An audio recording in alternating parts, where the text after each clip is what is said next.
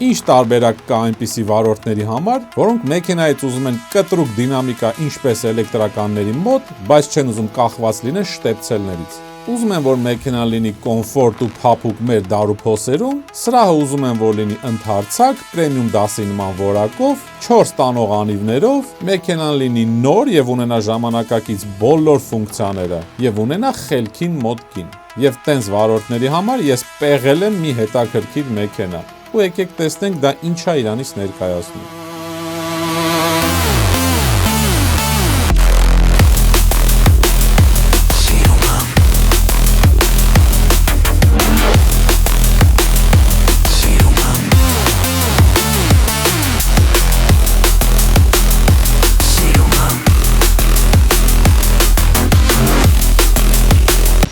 Սև տանիքով, iPad-ի չխոլներով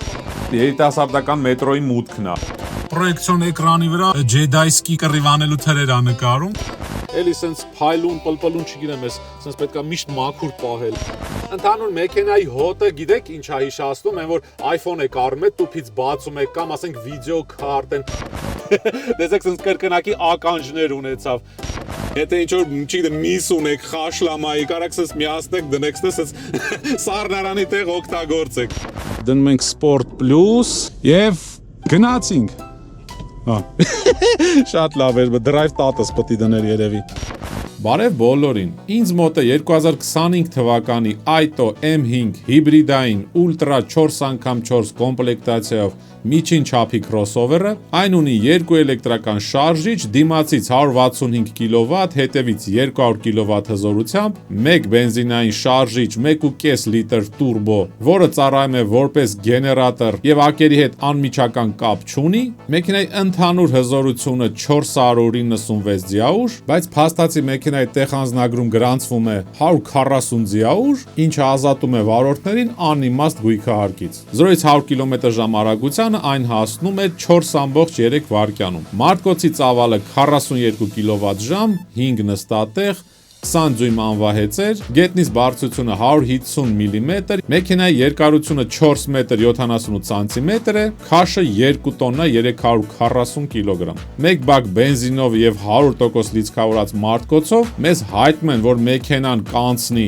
1275 կմ, ստեղ են ասում թանել չէ փրթաս մածուն։ Իսկ մեքենան արտադրվել է Չինաստանում Ceres Group-ի եւ Huawei կողմից։ Ոնց ես հասկացա, պլանշետը Huawei-ից, իսկ ակերը Ceres-ից։ Մեքենան հագեցած է ժամանակակից բոլոր օպցիաներով, նստատեղերի մերսում, հովացում, տաքացում, պրոյեկցիոն էկրան, լիքը պարկտրոնիկներ, 360 կամերա, ռադար, ավտոփարկինգ, անվտանգության լիքը համակարգեր, մի խոսքով պրեմիում դասի համապատասխան բոլոր օպցիաները։ Ու տեսնենք, թե ինչ է ստացվել։ Այս մեքենային, որ սենց արտաքինից նայում եմ, ինքը ինձ հիմիկվա այդ չինականները չի հիշացնում, ինքը իր դիզայնով ավելի շատ ինձ հիշացնում է գերմանական սերնդի մեքենաները, որտեվ թե դիմացից, թե կողքից ինքը մի քիչ ավելի համեստ, ավելի զուսպ է, չկան իր վրա տենց ավելորդ գծեր, ինչ որ դետալներ, նո պարզա փորձել են մեքենան նմանացնեն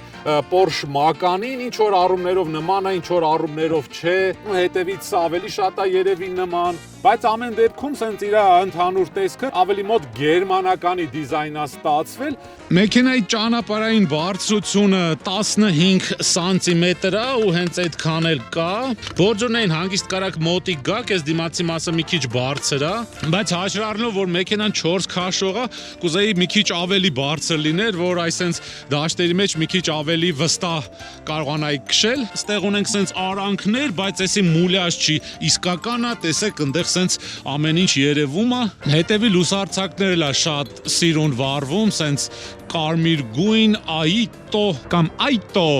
չգիտեմ որն է ճիշտ։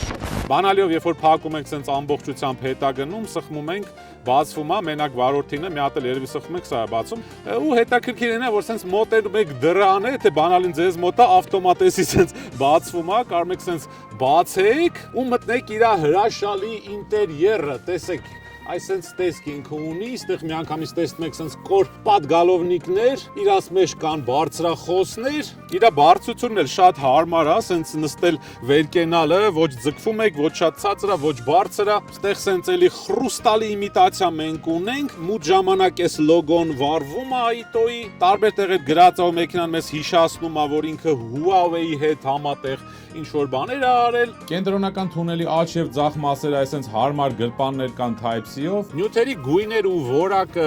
ահագին հետաքրքիր են, իհարկե ես չեմ հասկանում ինչի համար է պետք սենց պլաստմասա անել, ինչ որ սենց լամինատի նման էլ չի, որտեղ ֆակտուրա չկա, ոնց որ թե փեդ է, բայց այդքան էլ փեդ չի, բայց ինչև է, եթե սենց չգանք, սենց չխորանանք, ձեռ չտանք, տենց ընդհանուր սենց ֆորմաների ու գույների առումով հարմոնիկ է նայվում։ Մենք ունենք ստեղ պանորամա տանիք, որը չի փակվում, բայց ինչքան գիտեմ առանձին կա ինչ որ հարմարանք առնում դնում են փակվում է, որտեղ այս ամառները ստեղից ոնց որ Tesla-ի մոտ միշտ տաքություն է գալու, սև տանիքով, ստեղ սենց ինչ որ iPad-ի չխոլներով, բայց ստեղ լինում է սենց ջերմաստիճանը փոխել էս լույսերի, ես երևի ուժն է, հա, փոխում, ուժեղ, թույլ, կամացնում, չգիտեմ ինչի համար է էսի պետք, բայց ինչև է արել են, ստեղ ինչա, touch-ա, sensor-ա, sauce, էս ինչեր է։ Հա, սրանք փաստորեն touch էին։ Օ, տեսեք, ստեղ կամերան լինում է սենց փակել, եկեք իրան shutdown անենք։ Այս մեքենան գիտեք, չէ՞ ոնց է անջատվում, այս սենց power off, կոմպի նման։ Հոպալա, շշեր ստեղ տեղ անում, այս բռնակները ստեղ կա, նորմալ պահում է։ Ստեղ էլ մեծ շիշ տեղ չի անի, փոքրերը 1, 2, 3, 4-րդն սենց ինչ-որ մի հատ պուճուր մի բան։ Շշերս հնացել են, ով այնց հովանավոր կանգնում, ստեղ սենց նոր շշեր դնենք։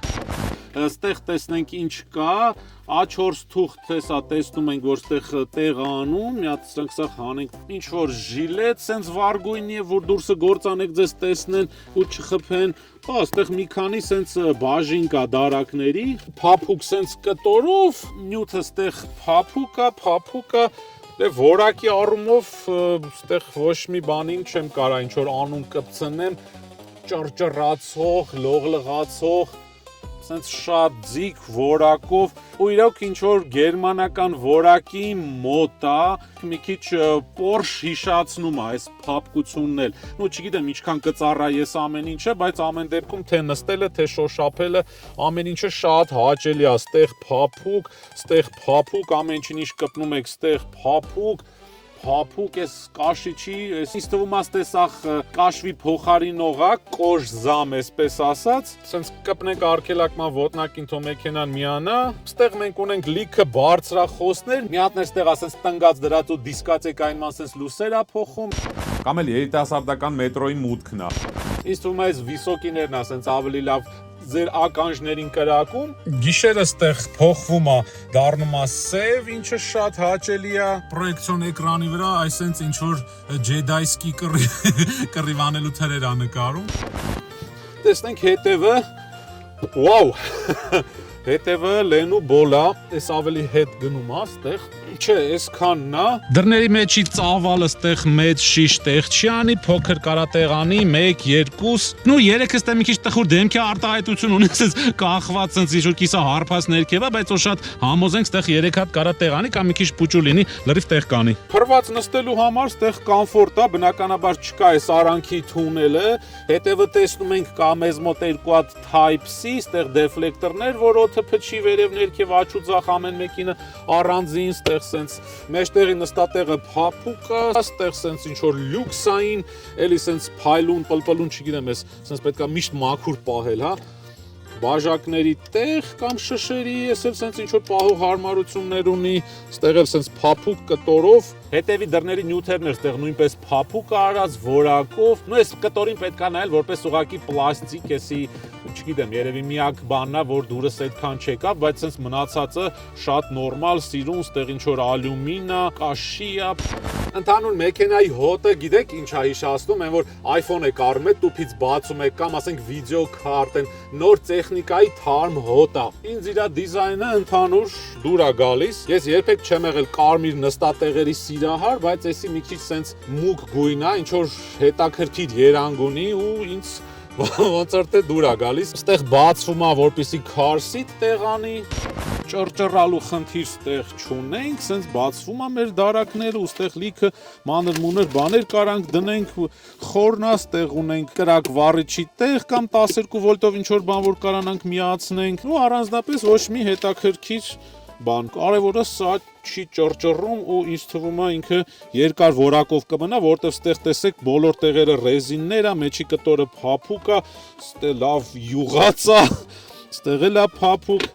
Հետաքրքիր ասենք մի 5 տարի հետո ստեղից ինչ ձեն կգա, բայց որ սենց նայում եմ ոնց որ թե ոչ մի ձեն էլ չի գա։ Կարող այս սև լաքած հատվածները խազվի, մատնահետքեր մնա ստեղ։ Ամեն դեպքում ինչ որ պարզ դասական դիզայն է իր մոտ, իհարկե ստեղ լիքը բաներ կա, որ ես հատ չեմ ուզում մտնեմ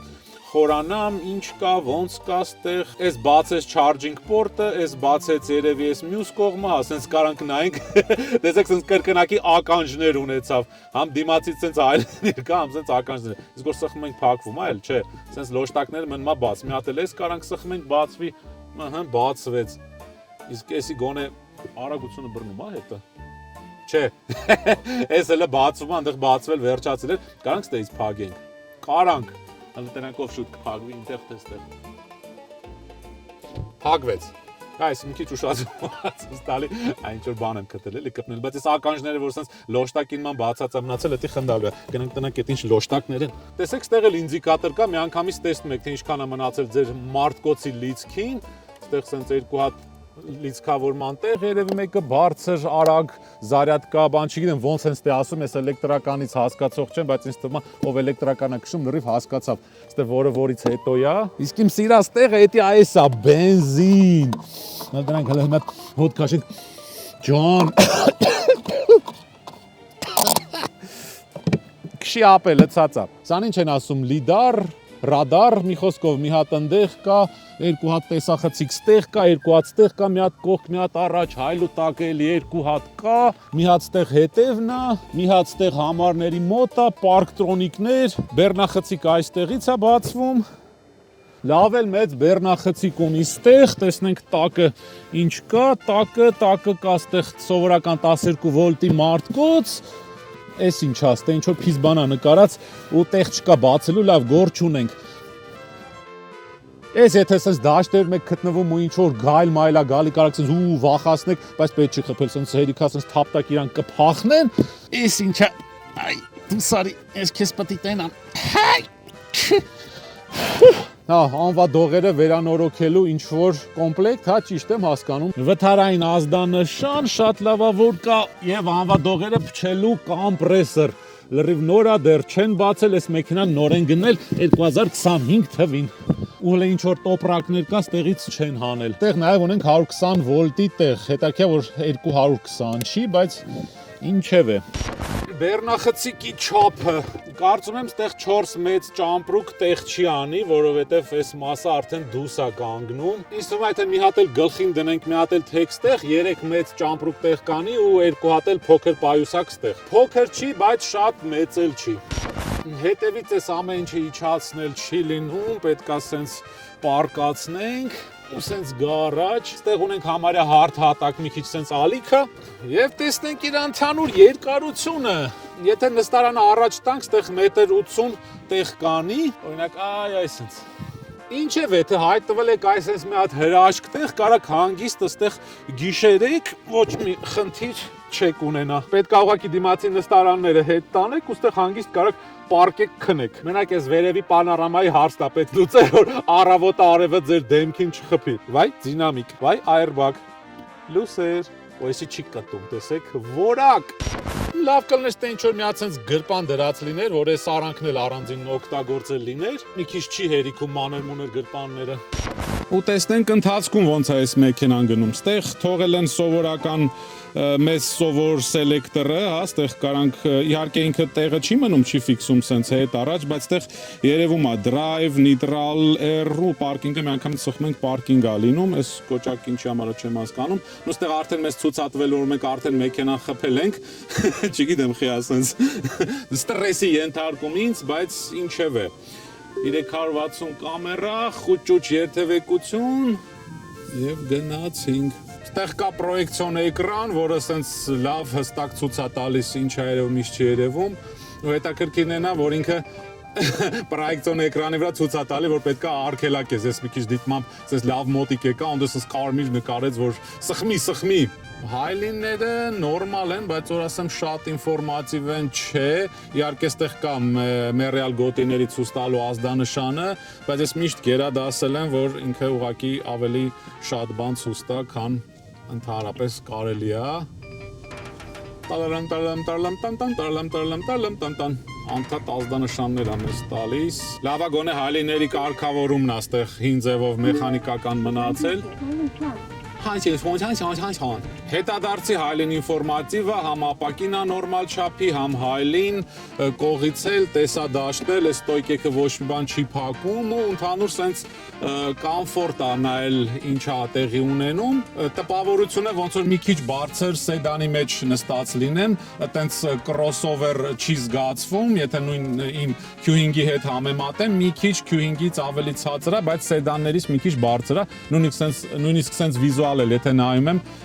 սաղ սեդաններից մի քիչ բարձր է։ Ղեկը փափուկ է, թեթև է, ֆորման էլ շատ նման է իմ Audi ղեկին, բայց այն որ նման է, ոչ թե ինքն է, որտեվ սենց մի քիչ ինչ որ մի բան այն չի, ու հետաքրքիր է, ասիստենտները քշելու ընթացքում քաղաքում չեն ձանձրացնի վարորդին։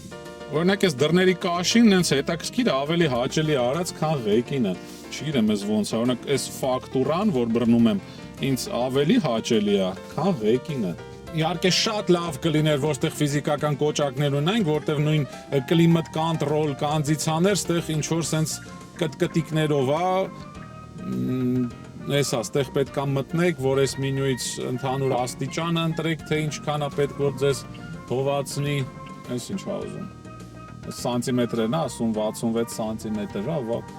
66 սանտիմետր, օքեյ։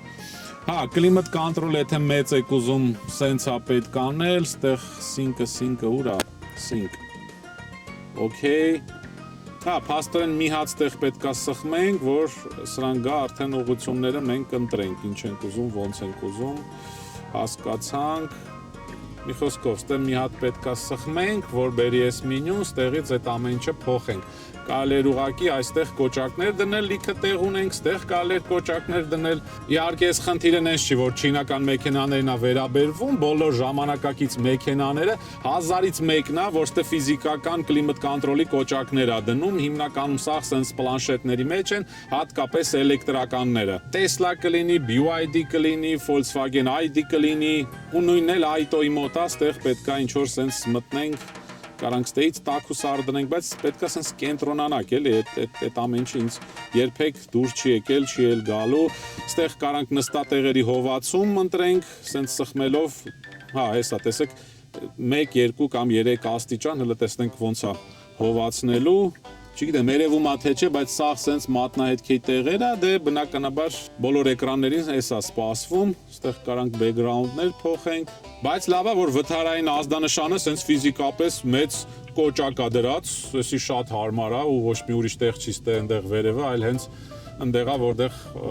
ձեռի տակ է։ Ղեկի վրա ձայնը բարձրացնել, իջացնել, հեռախոս վերցնել, այս սաղ ֆիզիկական, այսի շատ լավ է, ու հենց նորմալ ֆիզիկական կոճակներ են։ Ձենն էլ սենց ֆռացող կոճակ է, համ սխմել է լինում մյուտ անել։ Այ, սուս։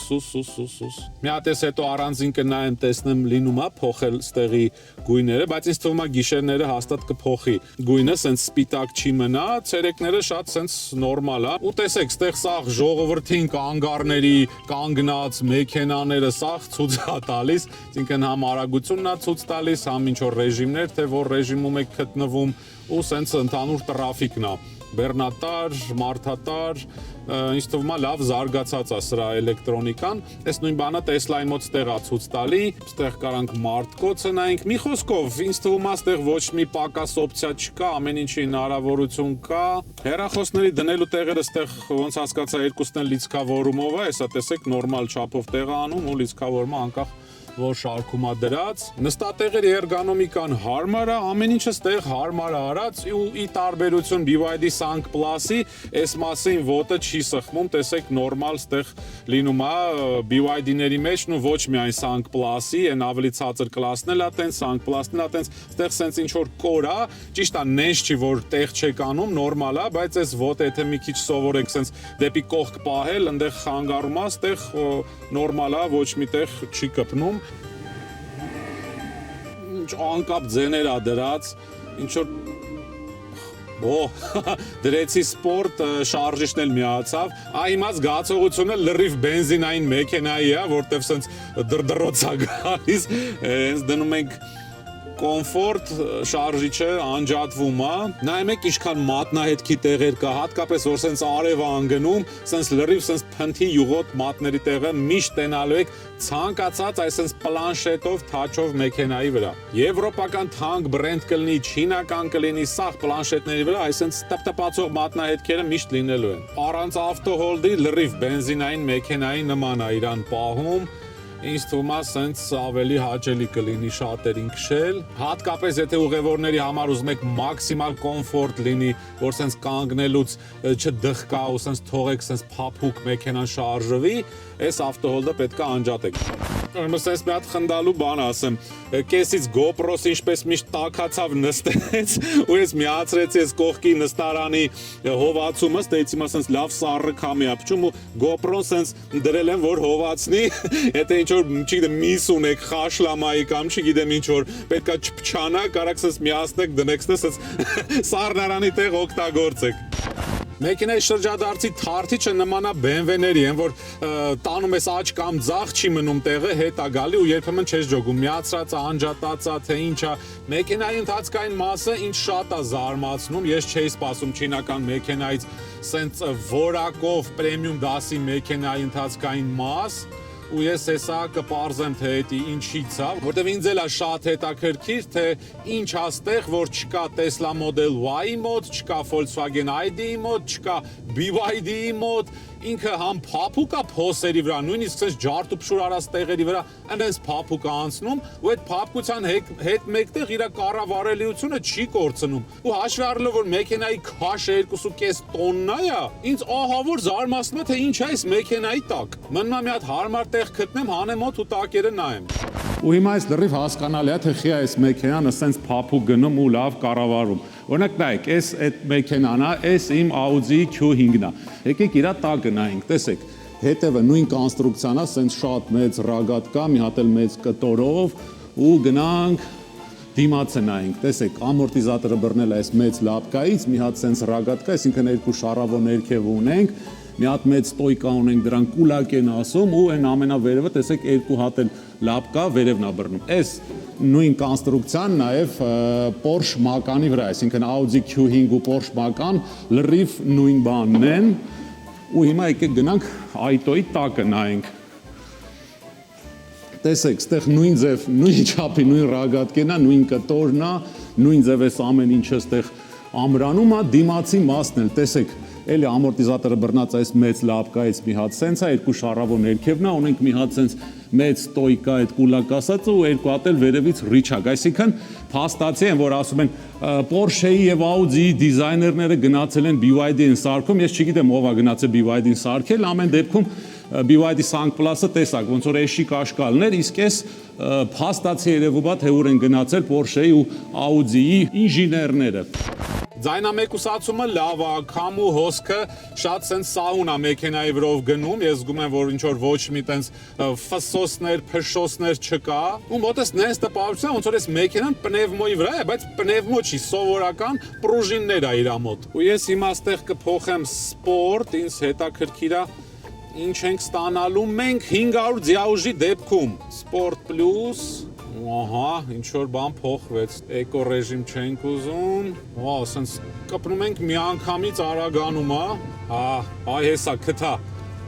հեսա դինամիկ ռեժիմը, այս ուրիշ բան, ու ստեղ զգացվում է, որ շարժիչն էլ է միացած, շարժիչի ձենն էլ է զգացվում, այսինքն այս մաքսիմալ պերֆորմանսի համար արած, ու սենց կպնում եք մեքենան թռնում է, Իհարկե 500 ձիաուժի համար մի քիչ sense ավելի սահուն է տեղից պոկվում։ Ну տեղից որն է ընթացքից արագացում վերցնում։ Ու կարևոր է այդ ամեն ինչ անում ապահով, որտեվ 4 քաշող է։ Տեսախցիկը ավտոմատ միացավ, երբ որ ինչ-որ մոտիկ եկանք մեքենաներին։ Ինչը ինձ այս հզորության մեջ չի հերիքում, էտեն է, որ մի քիչ բարձր արագությունների ժամանակ, եթե ուզում ես ավելի sense կտրուկ արագանա, սխմում ես ինքը էլի արագանում է, բայց մի տեսակ այդ 500 ձիաուժի նման չի արագանում։ Տենց մի տեսակ ավելին է սպասում, էլի, որ ասես սխմելու ես, ասես թռնելու է տեղից։ Իհարկե ցածր արագությունների դեպքում 30, 40, 60, 80 սխմում ես, հա, ասես միանգամից արագանում, բայց մի քիչ բարձրի դեպքում ավելի սահուն է այդ ամեն ինչը անում։ Արգելակման համակարգն շատ լավն է, լրիվ sense կանխատեսելի ձևով մեքենան դանդաղացնում ու կարա շատ կտրուկ կանգնացնի։ Վոլորաններին էլ ստաբիլ է, իհարկե զգացվում է, որ մեքենան 2.5 տոննա է, բայց իր խնդիրը լավ լուծում է։ Ոստեղ արդեն ակերն են որոշելու, թե միջև ինչքան արագությունը կարաք sense վոլորանները հանգիստ անցնեք։ Լավ, հիմա անջատենք սպորտ ռեժիմից, տեսնենք իր սովորական ձևով ոնց է գնալու, ստեղ էլ դնենք smart recommended։ Շարժիչի ձայնը միանգամից անհետացավ, ու sense մի քիչ ավելի փափուկ, հանգիստ։ Եվ վերջի տեստը չափում ենք մեքենայի 0-ից 100-ը, տեսնենք իրականում ինքը տենց արագ է գնում 4.5 վայրկյան, թե չէ։ Այս դնում ենք այստեղ, կոչ կվում ենք, տեղը մեր մոտ ուղիղ է, դնում ենք Sport Plus, ահա տեսեք, սենց կատաղեց մեքենան եւ գնացինք։ Հա։ Շատ լավ էր, drive տատս պետք է դներ երևի։ Reset, drive, Sport Plus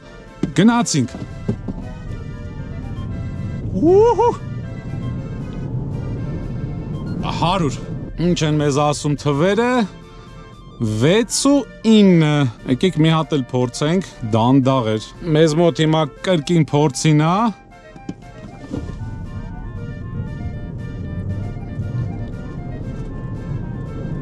100։ Ինչ ունենք։ Ունենք 5.78 վայրկյան։ Վատ չի, լավ արագ է, բայց 4.5 չի, չգիտեմ ինչի, երևի հոսանքն է քիչ, հեսա մի հատ էլ փորձեմ։ Ես ուզում եմ իրանից իր ամբողջ էներգիան ստանամ։ 36% մարտկոց ունենք։ Լավ, եկեք մի հատ էլ փորձենք։ Reset, գնացինք։ 100։ Ահա 5.29։ Իդեպ մի հատ կարևոր մեջբերում, որպեսզի մեքենան գնա իր անձնագրային 4.3 վայրկյանը, պետք է իր մարտկոցի լիցքը լինի ավել քան 40%-ը։ Իսկ ես իրան նստացրել եմ ու հասցրել եմ 36%։ Այս վերջի անգամն է, ես էլ եմ չափում ու վերջ այսօր։ Գնացինք։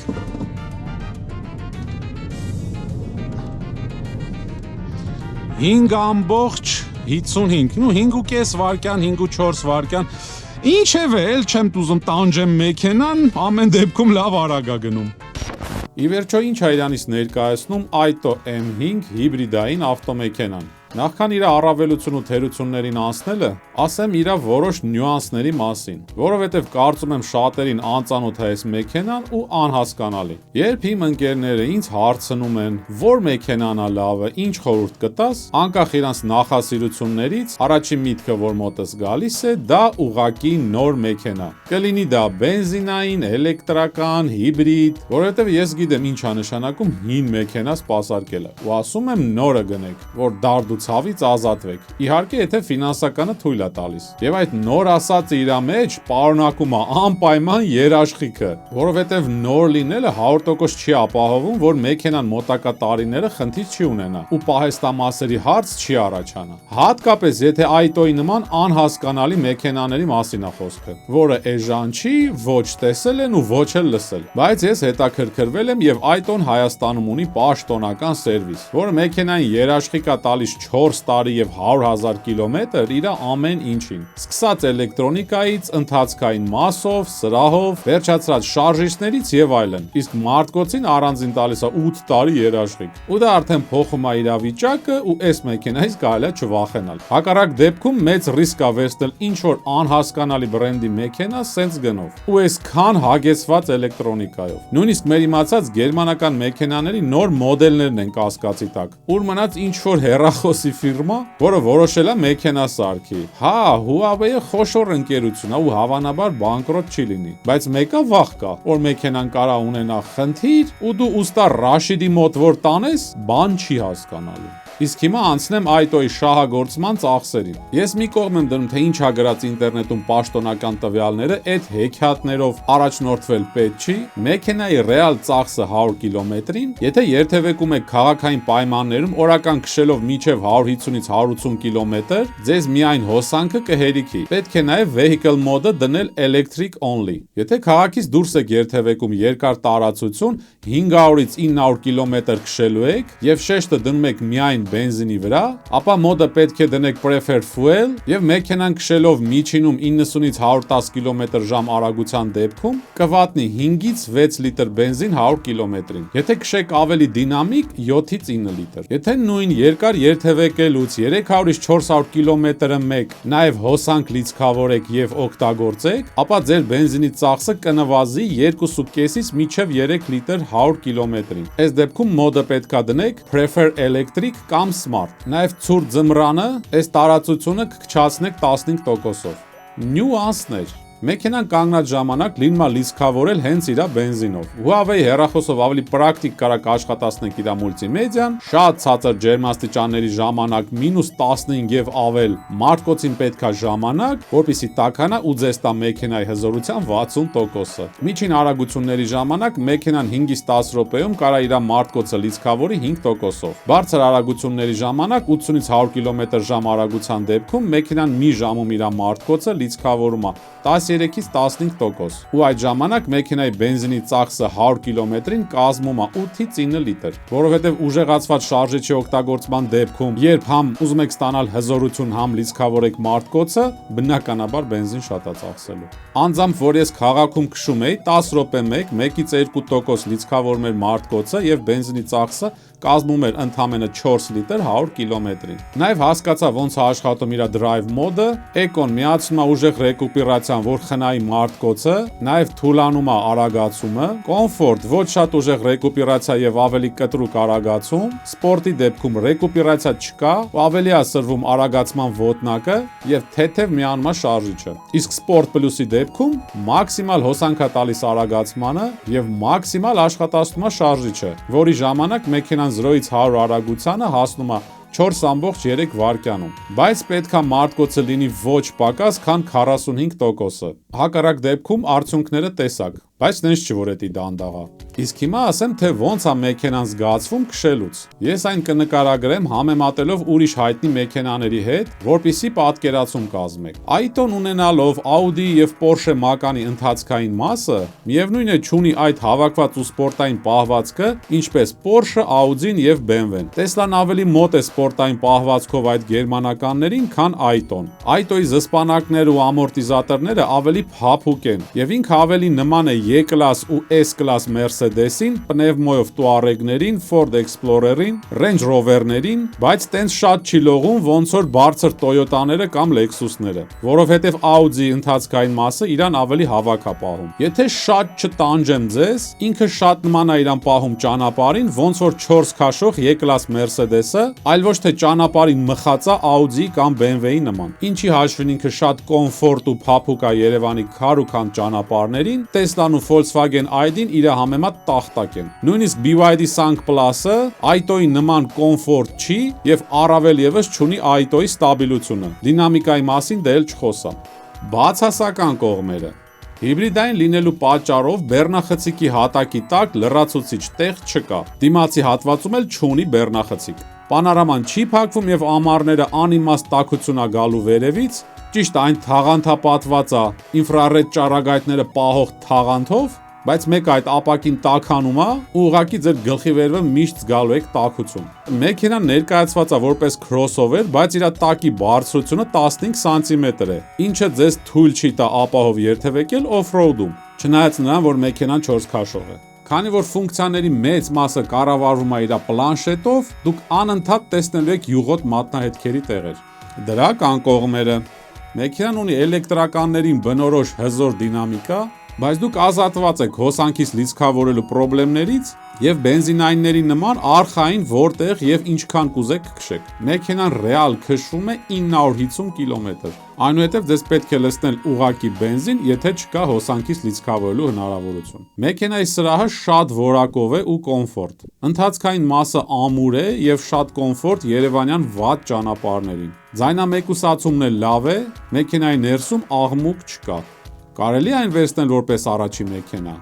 Եթե մեքենայի արժեքը ձեր համար խնդիր չէ, այո, այն պրակտիկ է եւ ապահով։ Ում համար ավելի նպատակահարմար կլինի այս մեքենայի շահագործումը։ Կհամապատասխանի այն մարդկանց, ովքեր սիրում են կոմֆորտը, ովքեր մեքենայից ուզում են ստանան ամեն ինչ՝ կոմֆորտ, դինամիկա, ապահովություն, որակ, հեռահարություն։ Մեքենայի շահագործումը ունիվերսալ է, ֆորմատը ընտանեկան։ Իրանով շատ մատչելի կլինի առօրյա քաղաքային պայմաններում երթևեկելը, իսկ հեռահար տարածություններ գնալուց չեք մտածել լիցքավորելու մասին։ Իրա միակ սահմանափակումը դա օֆ-ռոդն է, բայց թեթև արտաճանապարհայիններով շատ կոմֆորտ կարող եք երթևեկել։ Մեքենան գնելիս ինչի վրա է պետք ուշադրություն դարձնել։ Մեքենան ձեռք բերելուց ապահովության համար ցանկալի է վերցնել հետևի ռեդուկտորի զաշիտնիկը։ Այս մեքենայի վրա այն ուղակի չկար։ Իսկ հիմա տեսնենք, թե ինչքան միավոր է հավաքում Aito M5-ը իմ աղյուսակում։ Եվ ճիշտ ասած ինձ ինքը զարմացրեց, որովհետև հավաքեց 37 միավոր եւ այս պահին իմ ալիքի վրա ամենաշատ միավոր հավաքած մեքենան է։ Միջև Aito-ն իմ մոտ ամենաշատ միավորը հավաքել էր Tesla Model Y Long Range-ը, այն ուներ 34 միավոր։ Ինձ հետաքրքիր է, որ մեքենան իրանից շատ միավոր կհավաքի։ Իսկ ինչ վերաբերվում է խարիզմային, իմ համար ինչ որ առանձնահատուկ բան չի հերիքում այս մեքենային, որը կտրուկ պետքա բարձրացնել իր խարիզման, բայց միևնույն է ինքը իմ համար շատ սիմպո է։ Եվ այսպիսով ունեցանք 37+3 միավոր։ Ինչևէ, այսօր այսքանն էի պատրաստել ձեզ համար։ Հիշեք, որ չկա վատ ավտոմեքենա, այլ կա անհամապատասխան ընտրություն, իսկ ես ձեզ մաղթում եմ անփորձանք երթևեկություն, առայժմ։